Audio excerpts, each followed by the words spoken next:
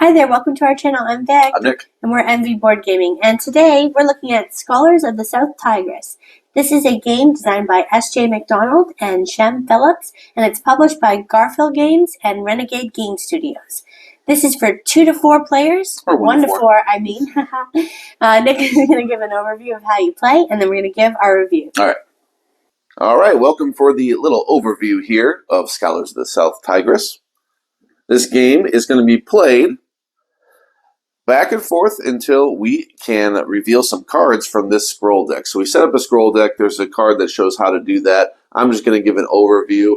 There's going to be, in these cards, there are a bunch of scroll cards, mostly scroll cards, but there's also these Caliph cards right here. And this is going to count down the game. Once we have 4 of these revealed, that will count down the end of the game. When we do get one of these from the deck, they're going to go to top right. They might cover up something that we have to do immediately, and we're also going to get points based upon where we're at in these temples. So we're going to do this 4 times. That will signify the end of the game. We're going to play. We're going to finish out that round, and then everyone's going to get one final turn. So that's how we're going to count down to the end of the game. So how is the game played? So we have our player board just off the screen. I'm going to pull it up every time I want to reference it right here. To start the game, we're going to draft in reverse turn order a pairing of cards. One of them will be a translator of your own, and the other will be resources that you start the game with. So up top, you can see how many of these dice you're going to get and of what color. In this case, just 6 white dice, and that is going to go straight into your bag. This is sort of a bag building game with dice. So we have 6 of those. We're going to get everything listed here, resources, workers, things like that, coins. And we're also going to put our influence marker on this translator to show that we have hired this translator. Okay, so that aside, we're going to have cards down here that will show either neutral ownership or, if we put a marker on it, that we own that one. All right. This up here is going to show how many gold will need to be on the card before they retire. I'm just going to give this as a brief overview, so I'm not giving every single rule, just a little bit of what you're seeing here. As you cover, you can see that it will cost, if you recruit somebody and put them down here, it will actually have a cost. We'll go over the actions shortly.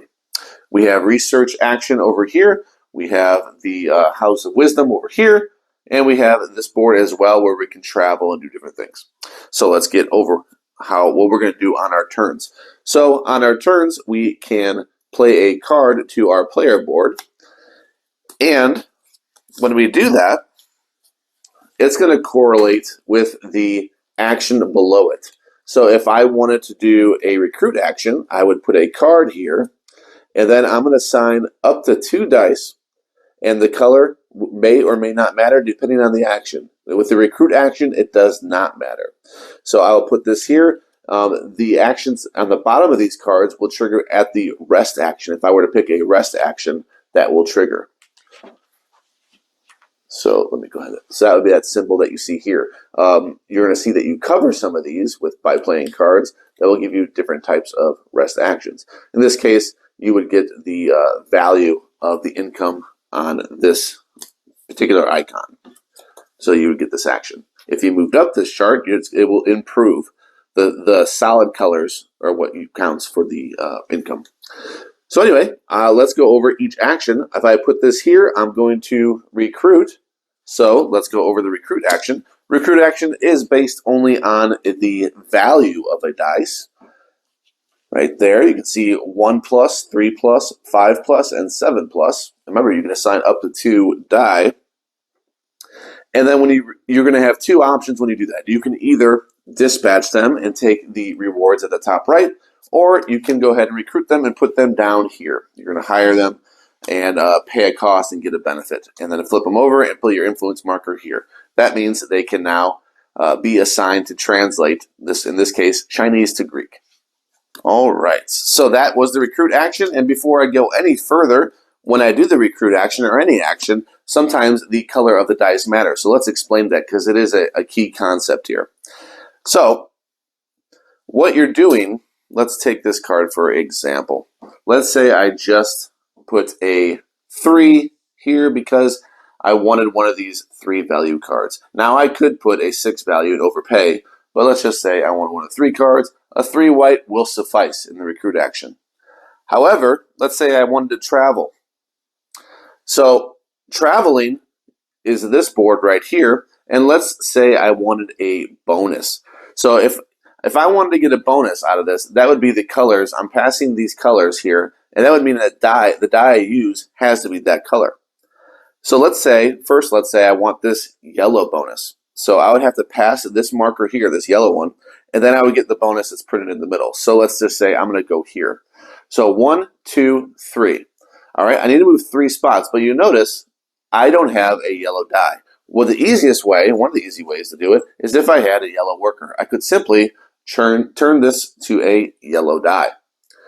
That would be simple, and I could move, let's say, the blue player, 1, 2, 3. Did I pass any yellow? I did. I get that bonus. On top of that, I will also get where I stop. In this case, I stop on a space that gives me a bonus as well, a gold, and I get to draw a die from my bag. Okay, so that would be a course concept of changing a color of a die, and that's a simple example. Let's say now that I wanted coins really bad. I still have that 3, and I started over here. Now I want to think, how can I make this a orange in this case? So orange is what gets the reward. So I have this yellow, as we know. What I could do, one option is I could mix these and say, and you can assign up to 2 workers per die. I can put a yellow and a red, which makes an orange. So now I have an orange 3. Boom. I can do the same thing. 1, 2, 3. Sorry. 1, 2, 3. And now I can get the 2 coins instead of influencing one of these cards, putting my influence on one of the cards in that action. I can get my coins. 2 coins instead because I used a orange 3. All right? So that is another way to do it. Yet another way to do it. Let's say I have a different color. Let's say I have a 4 yellow. All right, so I want my coins. What I could do is I could simply assign a red worker. Those are going to combine to be a 4 orange. And I can get my 2 coins again. And I don't have to stop on the 4. I don't have to stop over here. I could stop at my 3 still if I wanted that action. So those are a couple ways and examples. Another example, let's say I wanted a higher value. I wanted to get farther. I could put that, and it is now a 7 orange. If I remove it, it is now a 7 yellow because it goes with that primary color. Okay, hopefully that all makes sense. Oh, and another example, say I want yet a higher value. Maybe I want a 10. I can assign a white worker to make this a 6. So right now, if I did this situation, it is a 10 yellow because the white worker increases the value of that die to a 6. There you go. That's the example for how the dice values will work. All right, and that was explained also traveling, but I'll explain one more thing. So it was pretty simple if I just get a bonus action here. However, let's say I stopped on this black spot right here. Whatever it is tied to is going to move over to the House of Wisdom, and I can assign it to any of these temples over here. So there is a cost associated. It is pre-printed on the board, but there's also benefits. So I would spend 4 coins. I would then put one of my influence on the temple here, the purple one, and I would get a gold. Okay, if I put it there. Fair enough. Also, I'll get the benefit of moving up a track. We're going to go over shortly what we're doing with all these. All right, and then this will be replenished from the top of the deck. As long as you didn't reveal one of the cards that trigger endgame or the next round, we are good to go. Simple as that. That's assuming that I stopped here. All right, so that's the travel action. Next, we look at the board, and there is a research action. So if I put a card here, I would then be researching. Researching, everything is up here of what you can do. They do care about dice values and dice colors usually, although if you do a weak one, it does not care about the color. So, so dice value, it says 1, 4, 8, and 10 plus. So let's say I really wanted to move up the green track. If I want to move up the green track, how much do I want to move up that track? If I want to move it up twice, I would have to put a die or dice that equal 10 plus. But notice I will have to have 2 gold in my possession to do that. Let's say I don't have that yet. It's early in the game, but it'd be nice to, and if I don't have any gold, I can't do this one either. So let's just say I want to do this. So 8 plus. If I assign it 8 plus, and again, I want to do green. So what I want to combine are yellow and blue. So using this again, let's just say I played this card here, and now I want to do that. All right, so in this situation, let's say I have, that's what I have. I don't have a green die, so I have to make a green die. Boom. I now have a 9 green because I combined blue and yellow. So right there, and a 5 and a 4. So you have a 9 green. 9 green, good enough. It says 8 plus. I can do that. So I will move up 1 of the value. So this would be green. Move up 1. Get an instant reward, which is to draw, in this case, draw a die from my bag. And I'll also get 2 coins. All right, that's going to be how traveling works. You can see there's different values depending on what you want to do there. But that is going to, not traveling. This is how research works. All right, so we'll pull this back. And now we're going to go over the main way you are getting points in this game, really, is doing these translations here. So let's do that. We have 4 now, because we pulled one from over here, that we could possibly do. This, let's break down the anatomy of the card here. So we have a language that we're starting with. The whole goal is to get to Arabic. So we have the language we start with right here. We have the victory points, and then conditional victory points at the end of the game. I could get more if I'm higher up on this research track, this one right here. And you can see that. So that is an option. We have Chinese over here as well. We have the same language. We have Chinese is the only other language actually on here. The other 3, we have a set of the same. Syriac. So this one, it has pretty much the same benefits, although it is harder to get from Chinese to Arabic, so you notice the point value is higher here. So it'll take more work, but we can still do it. So let's say that is an option as well. So we're going to look down here at the translators, and we're going to see how in the heck can we get from the language we have to start with to Arabic. Well, in the case of 3 of these, very simply, this person, we just happen to have a translator down here, a starting one, that will translate directly to Arabic.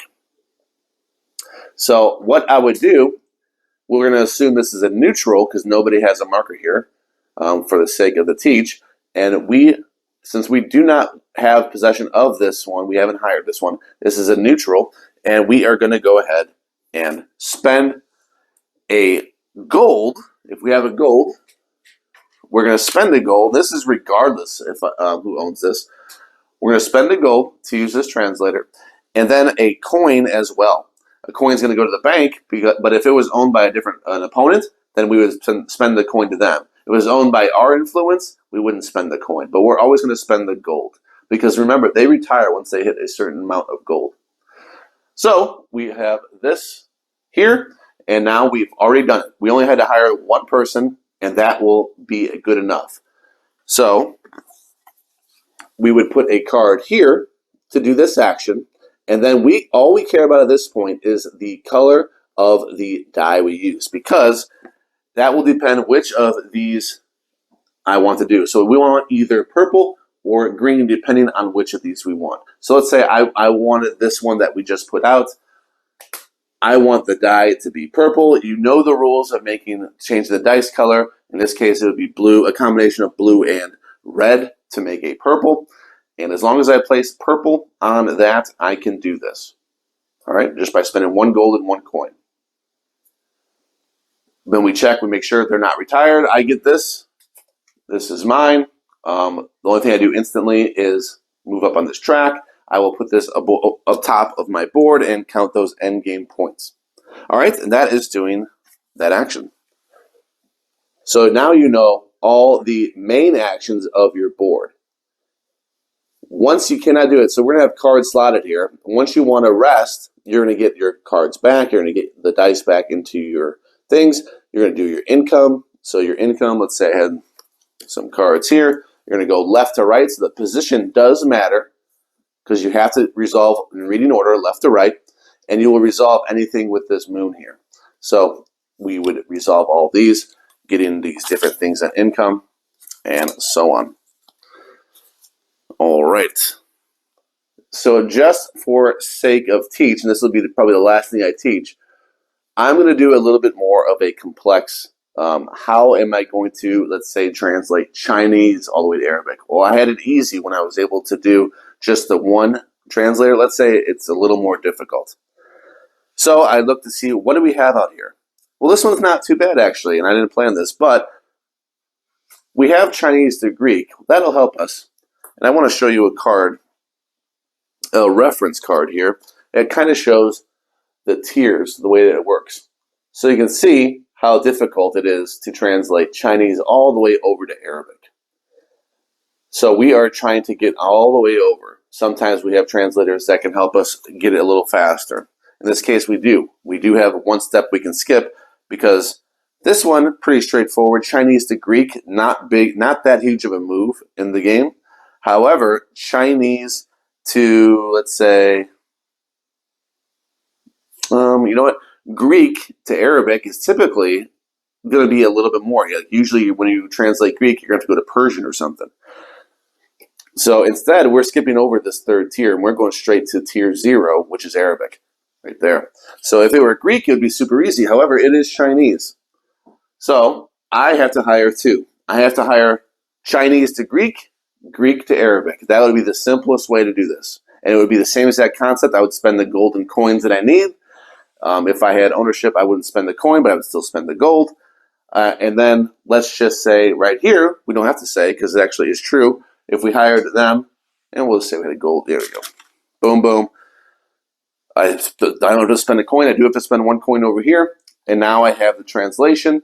But when we're done, I do the same thing here. I take this. I move up this on the research track. And I've now met the threshold for this. If I had ownership, for the argument's sake, I could retire this. Since I didn't, they'll just go away and they'll be retired for a neutral. But let's just say I did, just to teach the game, this gold would go away. And I would tuck this under one of my actions to make it a little bit more powerful when I use that action in the future. So I can tuck this under my choice. Let's say I did this. And then when I do another translation, I can spend a gold for 3 coins if I wish. I will also get a victory point at the end of the game. You're also going to get, once the game is over and we revealed all those cards from the scroll deck here, we're going to get points for various things. Points for the cards, points for where you're at on the board here. And any of these research tracks, they have points on different thresholds. They have points for the people that you retire. There's also a handy little guide that shows what gold and coins are worth at the end of the game. Also, you lose points for dice. For white dice, you really don't want white dice. You want the colored dice by the end. There's points for that. You might lose points if you have more than 6 of those white dice, as well as having the most differential between colored dice and white dice. So that will give you a good gist of the game. This is a rules-heavy game, so there is plenty that to explore, things that you get at the beginning that you're trying to unlock, different actions that you can get in your hand by virtue of that as well, but that should give you a good gist of the game. And we're going to go back up top and tell you what we think. All right. Thank you, Nick, for the great overview of Scholars of the South Tigris. So Tigris, whatever. We'll keep it. I got it wrong again. All right. I call it Tigris, she calls it Tigris. Whatever. Yeah. So, did you? What's your first impression of this game? We have been fans of a lot of the Garfield games. There haven't been a lot of misses for us. Mm-hmm. There are a couple, but we like the game. So, what was your first thought when you unboxed this thing? The familiarity of the system, the iconography, it's things you've seen, most of it, not all of it. It had some different research symbols, but a lot of it there's a familiarity to. The format of cards is very similar to that you've seen if you've played let's say the West Kingdom series, any of those. Or the North Sea series. So there is that familiarity to it. You open the box, it's very familiar to you. I thought the insert was improved from past that I've seen. This one I liked. And the board, very nice looking board. I like that. Yeah. So hopes are high. Spoiler that we did not really care for Wayfarers, which was the previous South Tigris game. We don't actually own that though. We did get to borrow it and play it. Not a fan, but I wanted to take a chance because I love all the games of the West Kingdom series, and I love the North Sea. I like Explorers is good. And I really like the Raiders of the North Sea with the expansions. So, they have a great reputation. I want to give them another chance and try to purchase this one and try it. Yeah, I liked it. I liked the colors I was seeing when I looked at the dice. I thought, ooh, it's going to be a dice game. That's exciting. Yeah. I love manipulating dice. That's always fun for me. So if we put that in a game, I'm going to like that. So that intrigued me right off the bat. And obviously the reputation of the designers from other games that we've enjoyed. You want to talk about table presence then? When we're talking the about board, like I said, the board was very nice. Components are solid. It's everything you'd expect. A lot of dice in this game, like nice colored dice. You got primary colors, secondary colors that you're going to do all kinds of things with. You got the workers you're very familiar with, same type of workers that you get in Paladins and so on. So there is that familiarity too with the quality that you're getting in this game. Like I said, I like the insert more. In this one, nothing's flying all over, and it's not as jam-packed as the other series of games where everything you have to really cram it in there. This one there's some room to breathe, so I was really happy with that as well. Yeah. We have only played this game at 2 players. We have not played it yet at anything larger than that player count. So our experience is mainly going to be the 2-player style. So I will ask you then, what did you think of the mechanisms? What did you think of what we were doing in this one? I think it's solid, and I kind of like the theme. I kind of like the theme of translating something. Yeah. I know people will say, and I've heard people say that like the theme can be whatever. I thought the theme was good. I don't know. I understood it, exactly what we're doing and why we're doing it. Yes, the temple's a little wonky. It doesn't make all that much sense. But as far as the translating action, the traveling was something. I don't know where that correlates with. That necessarily correlates with traveling. I don't really know. Going around finding the scrolls. Yeah, you gotta move to get the scrolls. Yeah, you're getting the colored workers, and there's some things where it's just like an action you're kind of getting. The recruit thematic as well. You get to recruit people that have different skills that you need. I think that's really cool. The mechanics you're doing, it's a bag builder too. You're bag building with dice, and based upon the dice you have, you might want different colored workers because when you combine them, it makes a different color. So you're kind of doing that all game. It feels a little convoluted, especially at first. And you're not wrong. You're not wrong to feel that way at first because it is actually part of it still hangs in there. The convolutedness of this game does hang in there in certain aspects. At first, it's just the dice. Right, and once you get past color theory, then there's these other questions of okay, does that mean take the gold off the person from there or Yeah, different questions. Different questions you're left with. Yeah. So if we're going to go to difficulty, this one is not easy. Not easy to teach. A lot of rules checks. A lot of questions in the rule book. Unfortunately, we had to look up quite a bit in Board Game Geek just to get clarification on some things. And it was more than once, unfortunately. So this one is a bit on the heavy side. It is heavier than all of the other ones, even Wayfarers and Paladins and Viscounts, all that. This one was heavier than all that. Because right from the get-go, right from the jump, you have to explain key concepts of dice. And from there, it just gets more difficult. So if you're not ready to tackle it, that's not your style of play, definitely avoid Scholars of the South Tigris because it is much. Yeah, I felt the same, and I was really grateful that I in high school took visual art because I was able to tell you what makes purple, what makes green. It was really exciting to remind at They times. had a chart too in the back. Yeah, That helps. yeah, but there was just moments where I was just really excited to be able to actually know that, and then all the other stuff it wasn't what I learned in high school. I had to figure out, just a few things about when you're looking at the translations. There were things that weren't clear to me right off the bat, but we got through it. I thought the game did take a while when we hadn't played it in a bit. We brought it back to the table, and it took us hours actually, and it was surprising how long it took. And we really didn't have a break in there or anything. We were playing it the whole way through, and just the amount of times we stopped. Now, is there a reference sheet in this game? I don't really recall. I feel like the back of the book is typically the reference. Yeah. So that was the reason we were having to constantly grab that book and check what that meant, what the symbol meant. But I think in time, if we were to play this enough, it would become better and more intuitive. So I think this game would benefit from you have to really give it a few times, and you're going to play it a few times in a row.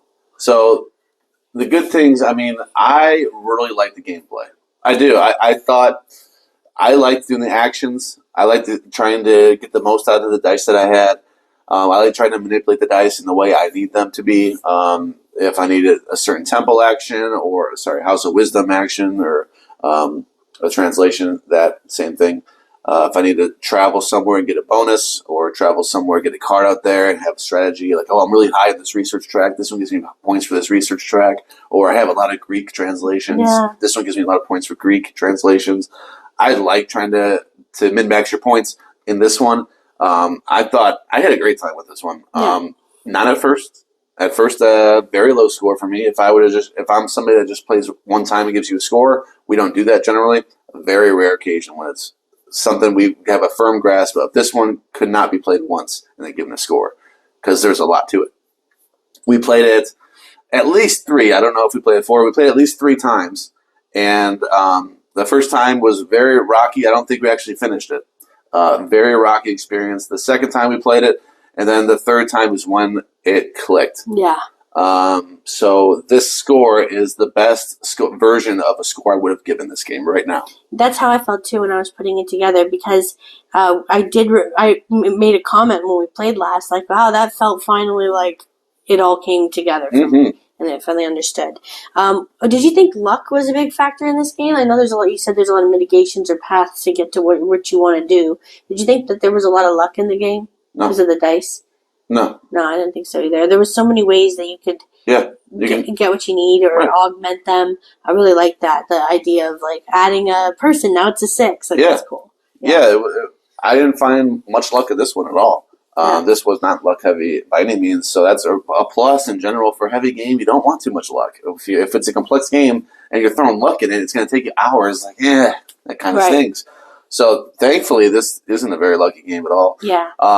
There's no dead actions to me. I liked all my actions. I like the traveling. I like the translating. I like the research.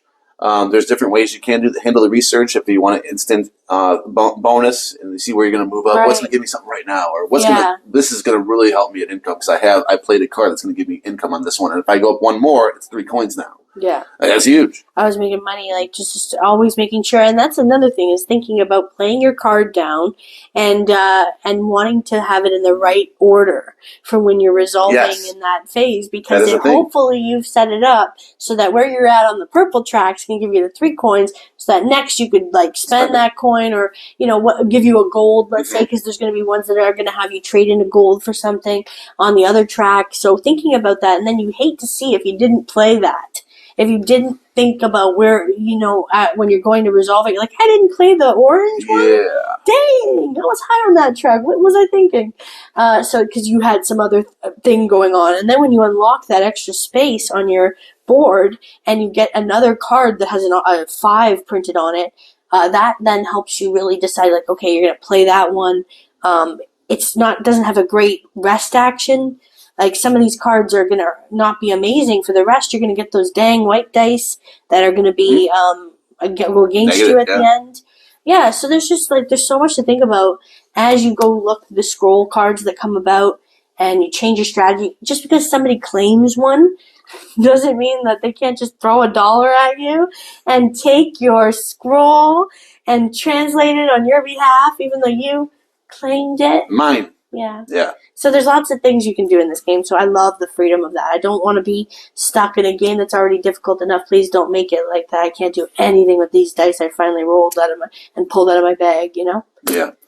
So, Are we done positives? We're going to go to some negatives? Yeah, go ahead. Okay, let's do it. So we hinted at how convoluted it is. The rule book, not that great. Expected a little bit better.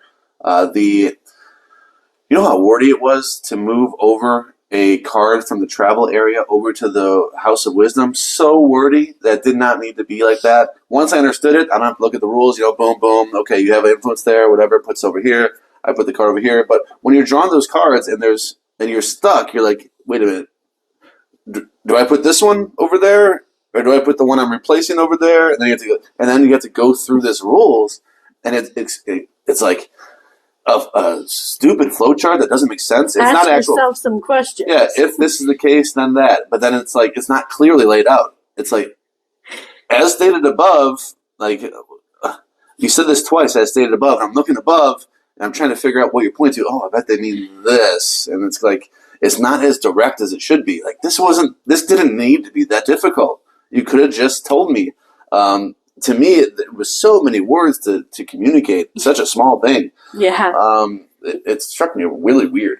And there were questions. There were questions that weren't definitely not in the rule book. As far as we had to go to Board Game Geek, thankfully, a bunch of people had the same questions we did. And then it was. Clear then. But if you were just a casual person picking up a game, you're not going to know to go to Board Game Geek and find the rules. Yeah. You're going to be left with, we'll just play it this way then. This is the way we're going to play it. Yeah. So there is that, and there's a little too much of that.